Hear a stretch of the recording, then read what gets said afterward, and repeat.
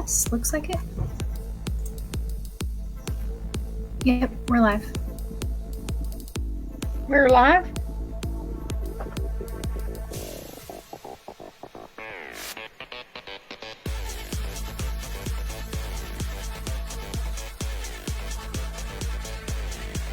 Yep, we're live and the audio is up because I can hear us through it.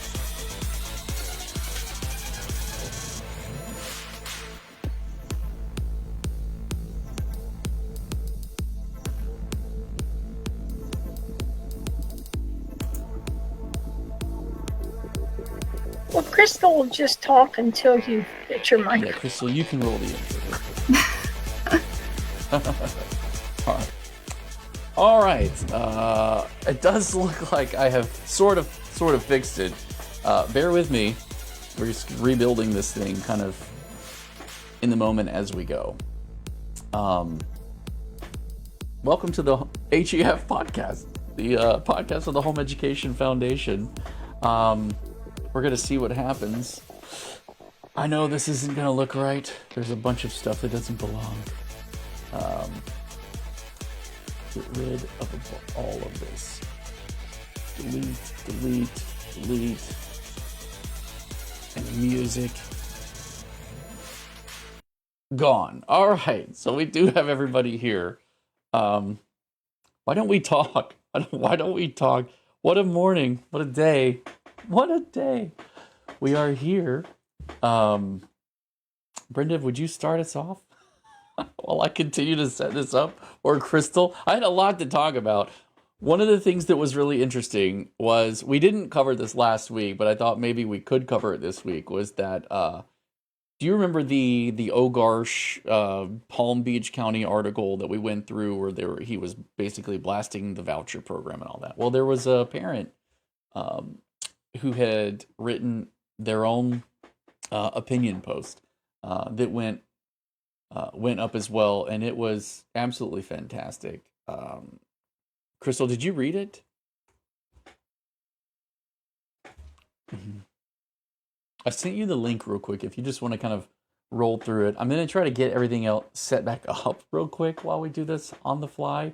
For whatever reason, our broadcaster stopped working and I couldn't get it to work. And so I had to find another way around that to make it work. And so we're here, but late and missing some of the fun parts. So if you'll just go ahead and take us in, we'll go from there. Is that the original? Oh, here. Oh yeah, that's the original. Here's the parent response one right here.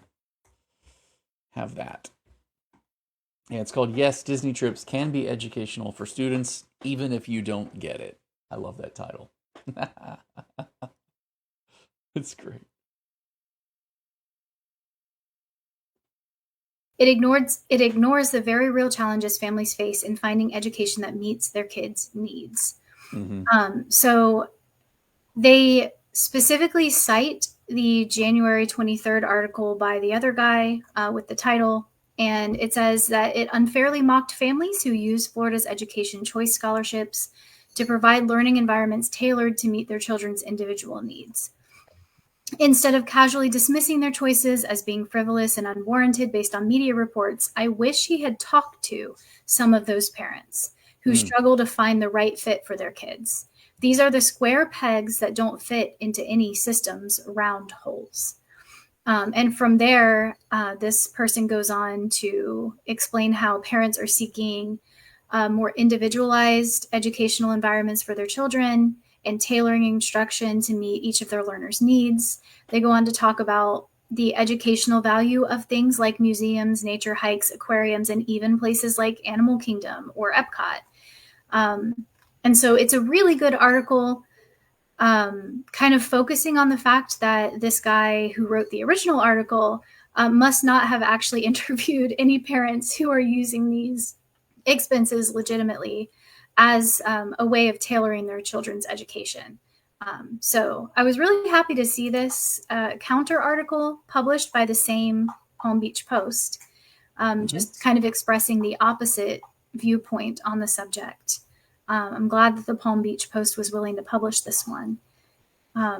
this second article explains how the ESAs, the education savings accounts, are expanding learning possibilities, and kids are no longer confined to just brick and mortar schools.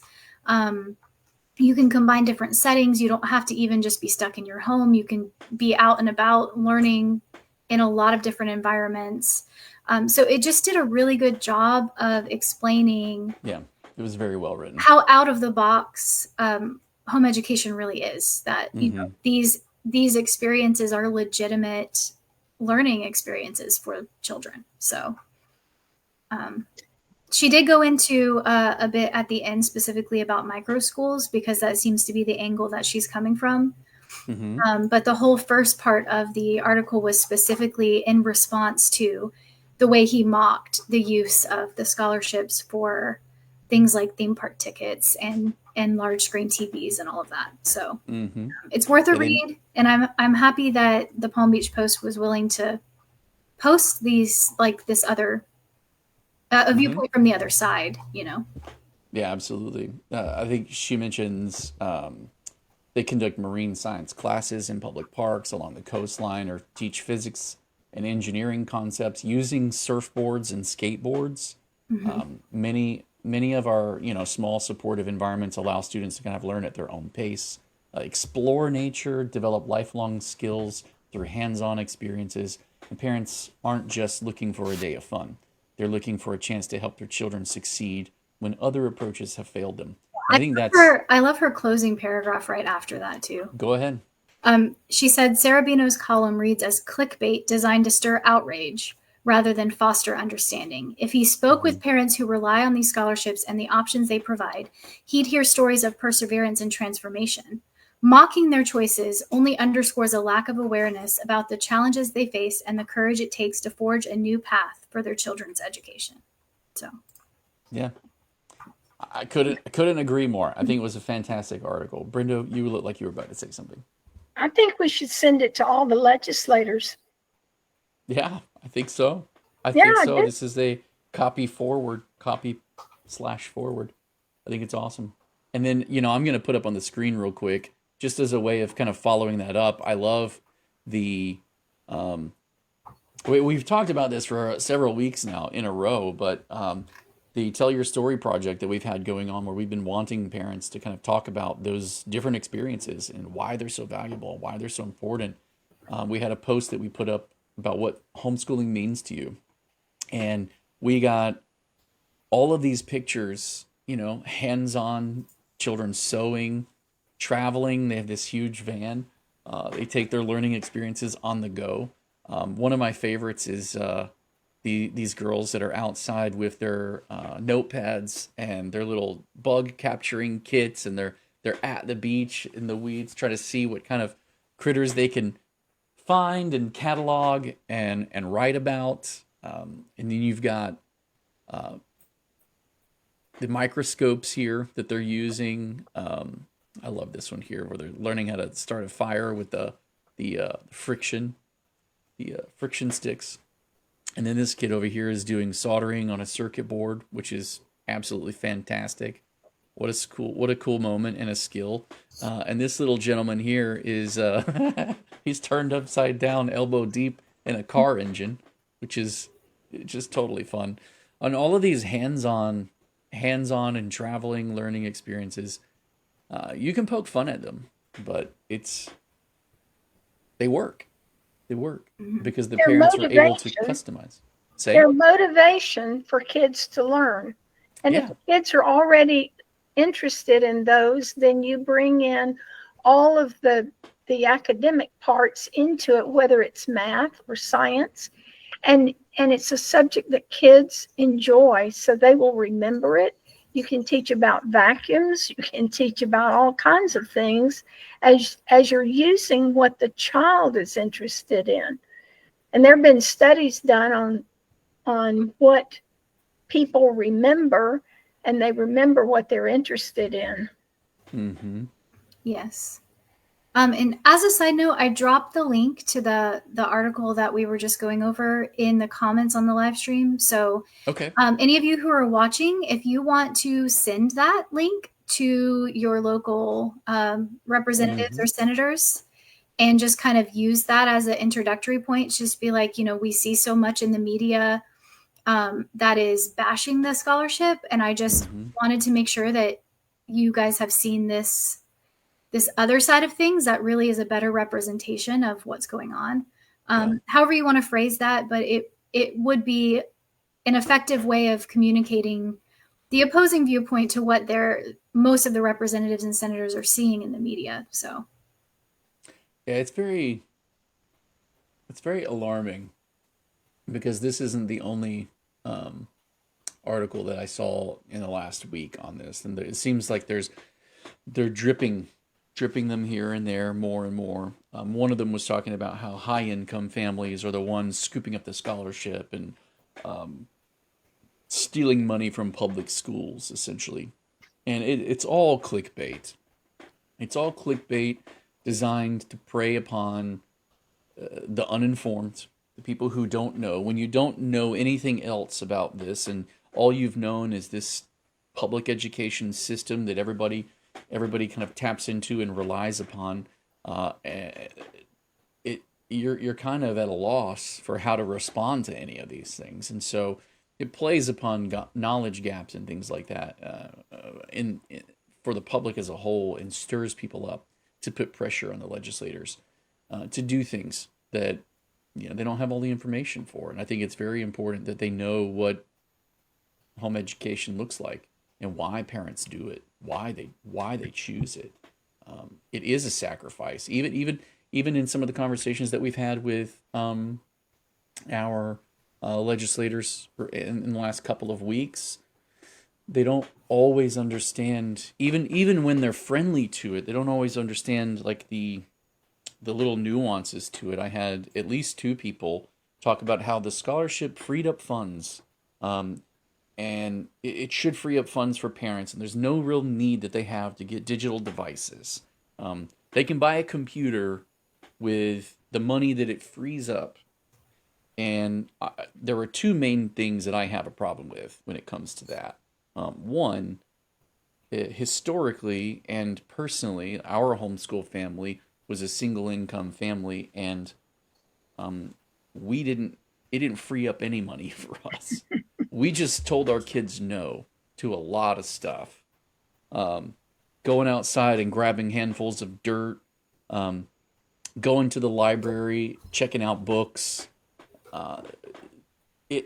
taking what's the word? Worksheets or online resources. Yeah, we did a lot of free, like I used to find a lot of free stuff online that I could just print out, or, we got books from the library.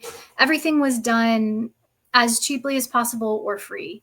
If it's free, it's for me. Yeah. Yes. And the statement that the scholarship is freeing up funds, that functions on the assumption that these are things we would have been buying anyway, and that now the scholarship is reimbursing us for. And for a family like ours, that's just not the case. No. What the scholarship has done for us is allow our kids opportunities they just did not have before.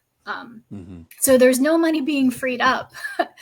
It's, if the scholarship doesn't cover it, my kids still can't do it, because that's where we were before, and that's where we still are. And if the scholarship becomes restrictive and onerous, we'll go back to that. I don't have a problem being creative. I don't have a problem duct taping things together, but there were also times where duct tape was unaffordable. So, to suggest the idea that, hundreds of dollars that the scholarship is spending on this, you can go spend that elsewhere now. It's like, no, because we weren't spending it to begin with. Well, the truth is that you don't need, like, what I've mostly used the scholarship on is stuff that makes my life simpler.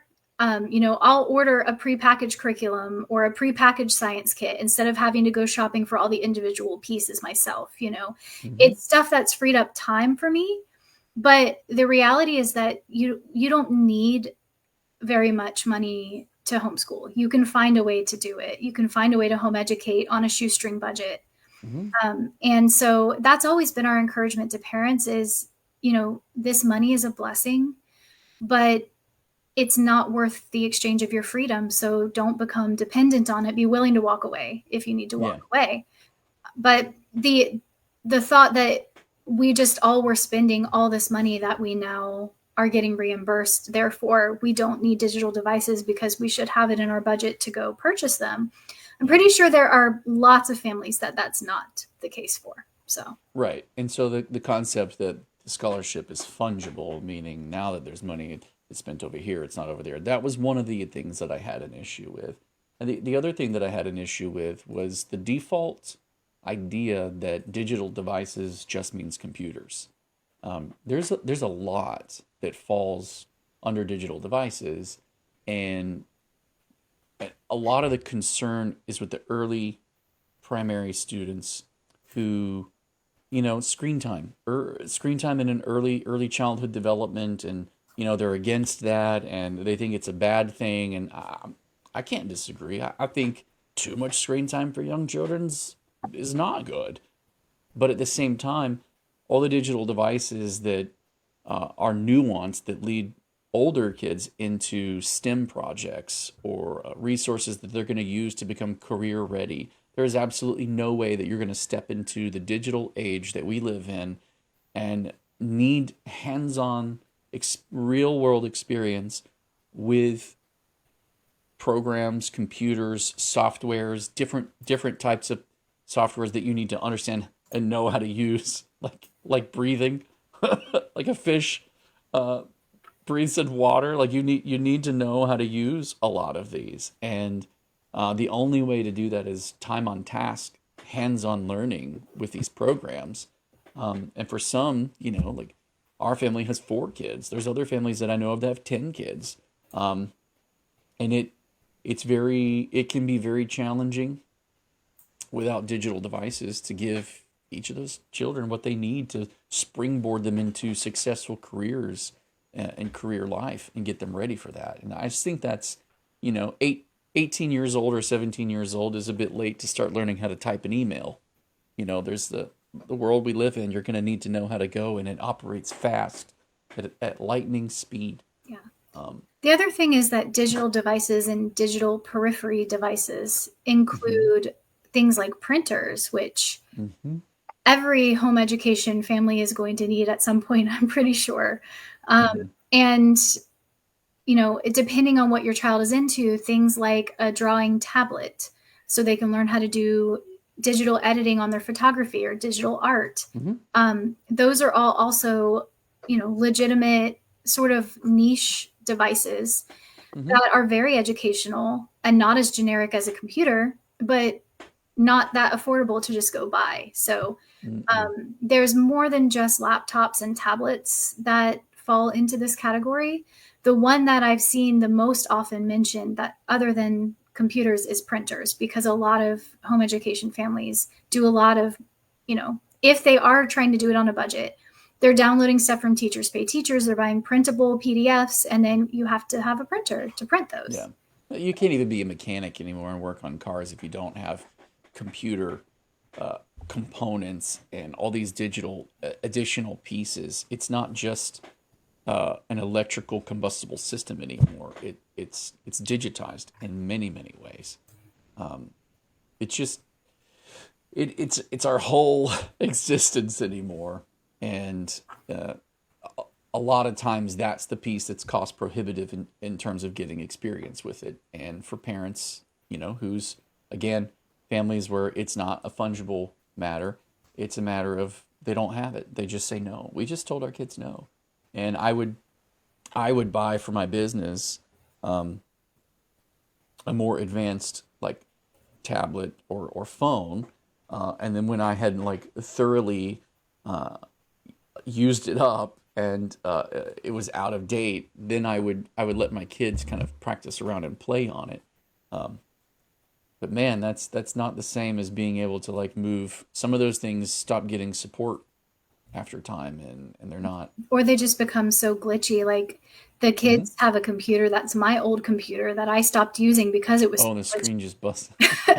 Yeah. But for a while it was at least somewhat strobing. workable. But now it's like so stroby that it hurts to look at. So yeah, no, it just strobes. You turn it on and it just is like, hello world. Anyway, Anyway, all right. Well, So there's a it's lot of argument from parents or legislators I've heard about not letting kids learn their lessons on computers. But that is so myopic in their view, because you almost cannot go anywhere without a kid having a phone in their hand, playing something to keep them occupied. I just saw a pilot that FLDS is developing for pre-K 4, and I couldn't imagine what it was that they were going to be doing, because the complaint is, oh, you don't want to put a 4-year-old on a computer. But you know what? What they developed in a learning space was exactly what parents are putting their kids in front of with Bluey or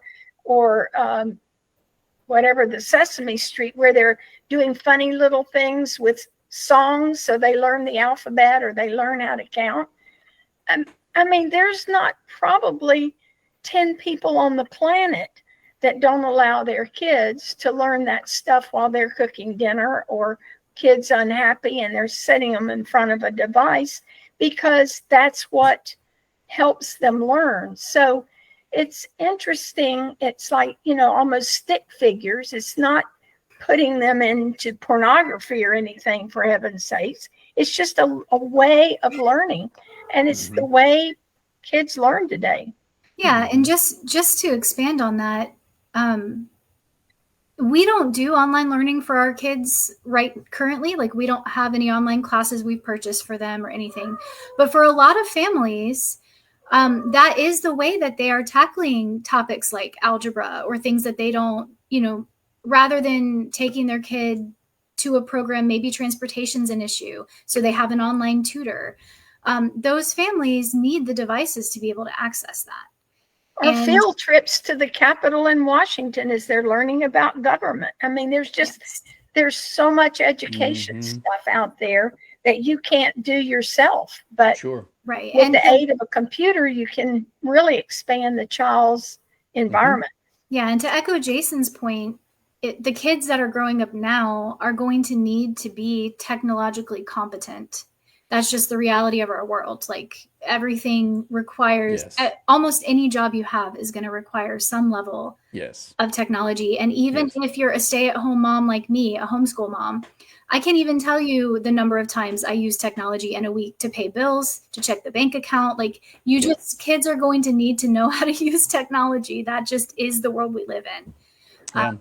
So being able we were just this week trying to help the grandparents pay off a credit card bill, and they were like, well, we mailed in a check. And I'm like, why would you mail in a check? They're like, well, we have to wait for that check to clear before we go pay off the man, because we already sent some money in, but it hasn't made it yet, so we don't know what the actual balance is. And I'm like, boom. Like, not only that, it's not safe to mail checks anymore. Right. It's not safe. Yeah. Just mind-blowing. You can use 4-H science materials, and I think they're among the best materials out there. And they're free. But the kids at the end of that stuff, they have to make a presentation. They have to make a booklet. They have to write a little story about what it was they did and how they learned. Yeah. And handwriting is just not acceptable anymore. You need to teach the children how to make a presentation. Yeah, it's a computer program. It's kind of baffling to me, because I was in high school a long time ago, like 20 plus years ago. Not as long as I was. Even when I was in high school, we had to take typing classes. We had to type and print our papers. We had to learn how to use the internet. We would have library time where we had to go research things. And I had to do a capstone project that was a PowerPoint project. And this was 20 years ago in high school. We were expected to know how to use technology. Yeah. Well, it's kind of a lost on me kind of point when they're saying, oh, you don't need to do that. You don't need to do that. And then in the middle schools, they're building gaming studios in the libraries. Like, make it make sense. Everybody wants what they want, and they don't want others to have. It comes down to money and control, and what people are really upset about is the stuff they're uninformed on. And if we can really close the gap between what they don't really know about homeschooling and help them to see it for what it really is, I think we can make a lot more headway. The more that our legislators truly do understand the value, what it is, how it works, why it works, the conviction of these parents, and they can see the heart and soul playing out in real time, I think we stand a better chance of being able to get into some of these offices and get our points across to them and leave them with things that emotionally impact them, that intelligently inform them, and that will make for better policy as we move forward. And they're at their home districts this week. Mm-hmm. So if you can show up at their district office, appointments are better. But if you just show up, they'll probably make time for you with at least one of the aides. Take your kids along and let them talk about what they do. But our slogan is the world is our classroom. That's right. And that is what home education is all about. It's not sitting in a desk facing forward with the teacher lecturing anymore. Absolutely. If you don't get out of the classroom, the kids are not going to function really well in the future. As Jason and Crystal are saying, it's like I'm phasing out lobbying because of the technology. I don't want to learn it. This is an old dog that you can't teach new tricks to. Aw, Brenda, you're awesome. We love having you around. It is February 24th, which means there are 4 more days until the deadline hits for bills being filed. So we have seen, I don't even know what the count is up to right now in terms of total number of bills. Not that many. Well, no, there's quite a few. We're Not following in 18. education. In education, right. We're following 18 bills right now, though. They're not all going to pan out to be something. Some of them are probably going to be dealing with things that they're secondarily connected or things like that. I always like to, like, one of them is on public school personnel salary schedules and things like that, but they're touching where the money's going to go. And I'm always curious to know, well, if they're complaining about where the scholarships are going, where's the other money going to? And how do we balance our argumentation? So I like to follow bills like that. I like to follow bills that deal with dual enrollment. We get a lot of questions from colleges where PEP students or home education students are trying to I can't talk. Trying to take advantage of the flexibilities and opportunities that they have. Man, it's a mouthful. And see what kind of changes might happen there. There's one for Bright Futures. There's a Florida virtual school and a virtual instruction one as well. Those are separate. There's a child care and early learning providers one that seeks to create recreational enrichment centers, define those and regulate those. And so anytime there's something that comes up that seems like it's related to an education space, we kind of want to know and be aware of and work with it. As well as I was just looking at this HB 871. It's a very interesting bill, and it's probably not going to go anywhere. But I thought it was just interesting because... no. Is that the one? No, that's not the one. I think that one is going to go somewhere. That one is going to go somewhere. That's the virtual instruction. That is. The reason why I thought that one was interesting is because they're authorizing public schools to operate hybrid models of education. So it's public and virtual in combination. But we already have the word hybrid in use in statute to refer to the combination of at-home learning and learning at a private school. So this is going to get real confusing real quick. We start reusing the terms over and over and over for different things. No, the one that I thought wasn't going to go anywhere, it might be this one. Hold on. The hybrid model for public schools is already in play with Florida Virtual and the private providers that serve the school districts. They're already doing virtual education. Mm-hmm. Right. No, this one does something... I can't remember. Let's see. basically what this one does is exempt those private schools from having to follow the brick and mortar requirements of a building. Right, and regular school attendance. So they're revising the definition of Yeah. the term regular school attendance to conform to changes made by the act. Um, there was a different.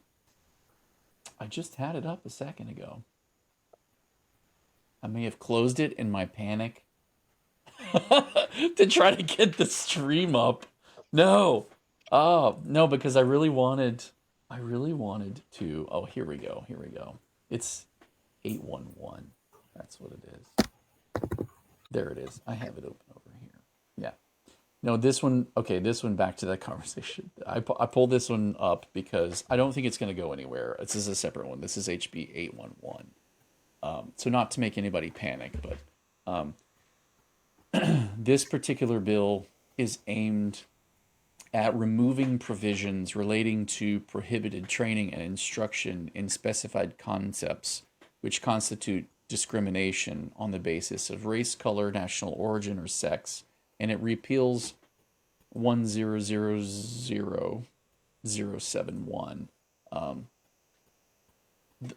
If you have time and want to read it, read it. It's basically the playbook.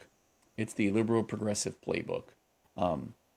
It removes all of the information that basically put guardrails up to say, oh, we can't teach that one race is inherently responsible for everything throughout history and responsible for the present psychological distresses of others. And it essentially is the statutes that dismantle critical race theory and teaching about that in public schools. And this seeks to remove all of that. What it also does is it gives schools, public schools, a way to not have to notify the parents if they're dealing with the student and the student expresses something that is concerning and alarming. It makes it so the schools don't have to notify the parents. And it's essentially just the playbook laid bare. And I think it's worth reading. I don't think the bill's going to go anywhere. But if you're really interested in understanding why it's so important, is power doesn't stay in one set of hands forever. It's going to shift and move. And on a local level, understanding which representatives are the ones putting forward language like this or doing things like this, that's so important to be involved on a local level with your representatives and your senators and tell them what's really important to you. We sometimes think we're in a lull or we're past some of that stuff, or COVID. Oh, it really shined a spotlight on some of these things, and we've made some reform and we've made some good strides in the expansion of school choice and putting power into the hands of parents to make these decisions. It is truly a constant thing that needs to constantly be protected. Not all of the bills are this obvious and this out in front, wanting to remove the decision-making power that parents have. This is one of them. I don't think it's going to go anywhere, but this and many, many, many other bills are the kinds of bills that we're watching for, and we'll put alerts out on. It's just good to stay in the know, and I think that it's easy sometimes to kind of be involved in going about our day-to-day and what we've got to do, and I need to update that and get over here, and there's an oil change I'm going to have to go get over there, and to drop the kids over here or pick them up over there, and there's a birthday coming, and blah, all the different stuff that we get caught up in. And it's easy to forget sometimes that little by little, these boundaries and these rights that we have that are protected are always looking to be encroached upon in some way, and it's just something that we all have to try to stay informed about, and we need to stay active about in our local areas. And then when it comes to Tallahassee, figuring out how to build those relationships with our senators and representatives that will be coming to Tallahassee, so that we can then interact with them and lobby with them to make sure that they don't do some of the things that are in these bills, or that they do things that do protect them.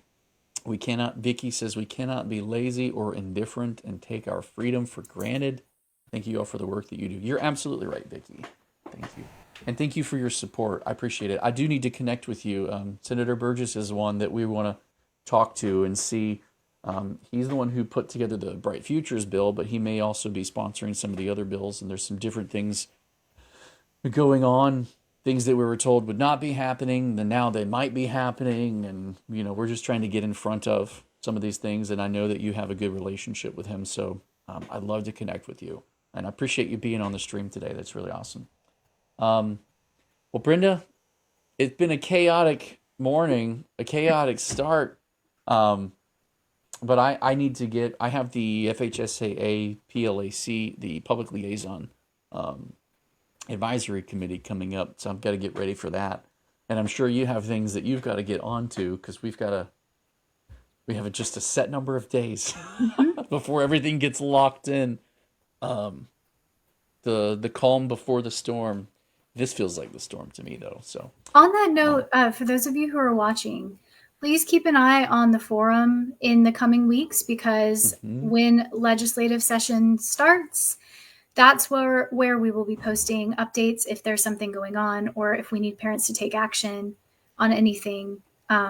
So just keep an eye on the forum there and try to catch these live streams if you can, because we'll be giving you updates week by week as to what's happening and where things stand and if there's anything that you need to be watching. So and we are still on that note, we are still in the process of building our communications server, which will have a way of facilitating district ambassadors. So if you're in your district and you would like to be one of the people kind of helping coordinate information or groups or workshops or things like that, we'd like to extend an invitation to you to join that. All you need to do is email us at info@flhef.org and let us know you'd like to be added to the new app. Just say new app, add me, and we'll get you an early invite into that so that you can help us poke holes in the system or troubleshoot some ideas of what you think might be helpful. But we're really looking to roll that out as a way of being more effective in communicating and getting the word out for things, as well as providing an online space for community. One of the things that I have in terms of a vision for that is that, I know that young people, because I still count myself as one of them, I know we like to play video games and get online with our friends and chat and talk. The cool thing about this server is that it actually does provide private little rooms like that can be used for things like that, which is fantastic and fun. So I'm looking at creating this big space online where our home education community can get together and benefit from the interactions that are possible, sharing information or resources. There's a calendar where we could coordinate local events and things like that. There's a lot of tools that it's going to have, and I'm really excited about it. And I hope that y'all are too. So if you're interested in being in on that, in the early stages where we're going to, be troubleshooting and building some additional features if they're requested and stuff like that, then just email us and say new app, add me, and we'll take care of the invitation for you. I don't have anything else. I think that wraps up Monday for me. I have Crystal? One more thing. Yes, ma'am. If anybody knows of home education instructional programs in their area, yes, and the contact information for that leader or president or whatever they call themselves, please email us because we need to connect legislators to some of these programs so they can see they're not schools. They are totally different. And this is the week we need to do it. If you're running one of those, please, please, please invite your legislators to come and visit. It. Yes, absolutely. So Class Source, that's you. Invite Senator Burgess. All right. I don't have anything else. That's a good one to end on. And yes, we do need that. And in the future, there'll be a little space in the server for home education instructional programs across the state to communicate and borrow and share ideas and things like that as well, or facilitate some of this stuff. So Brenda, Crystal, anything else? No. Okay. Well, today's stream is going to end more abruptly than usual because I don't have any of my outros or special things or anything like that. So, without further ado, we'll let you have your Monday back, and we appreciate all of you for being here and engaging with us and listening in and sharing this to those who you think it's useful to. And hopefully, we'll get some of these technical issues resolved, and I can move forward. Software updates are just they change too many things sometimes. Hopefully, you have few software updates in your future, and we can all just go with life smooth and normal, whatever that means.